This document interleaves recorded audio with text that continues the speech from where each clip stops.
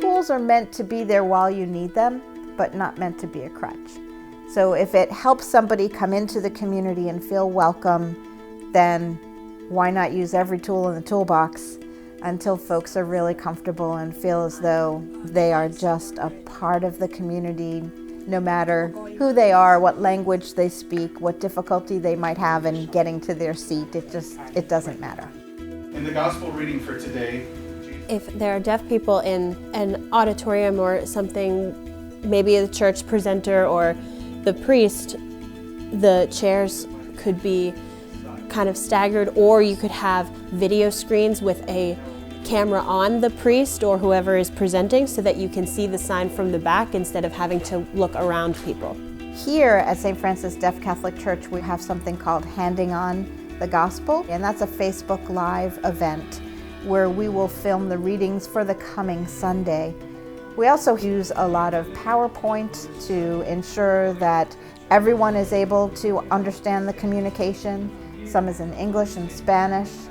We also have simultaneous Spanish translation happening so that everyone has access to the liturgy and to feeling a full and contributing member of this community, so no one feels that they are on the sideline. Technology does provide opportunities for those members of the community who may not be able to get to church because they're sick or bedridden, and so it's important for them to be able to have something. There are other resources that are available for persons with varying disabilities. Loyola Press has some wonderful apps that are available. One of them is called My Catholic Church, and you can just find your way through the parts of the Mass, which is very helpful for someone living with developmental disabilities. Father Michael Depchik has Father Mike's Kitchen Table, which is a way that deaf persons can have access to weekly homilies and also just some adult formation pieces.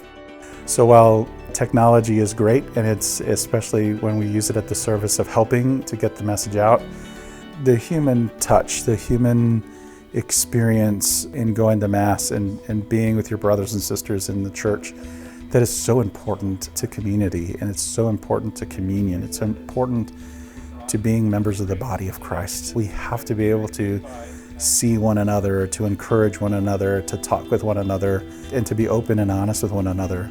So, just saying, well, I've got the Mass being broadcast on FaceTime or Facebook Live and saying, well, that's good enough for me. That's not the most helpful